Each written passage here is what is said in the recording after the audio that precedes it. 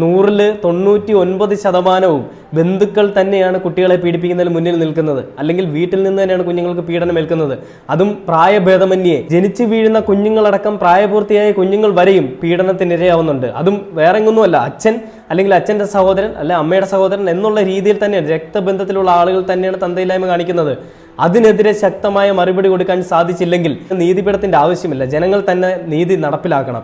ആ കുഞ്ഞിന്, ആ വെറും 3 വയസ്സുള്ള കുഞ്ഞ് അനുഭവിച്ച വേദന, അതിൻ്റെ 1ാമത്തെ വയസ്സ് മുതൽ അതിൻ്റെ 4ാമത്തെ വയസ്സ് വരെയും അത് അനുഭവിച്ച വേദന ആരോട് പറയുന്നത്, ആര് കേൾക്കാൻ?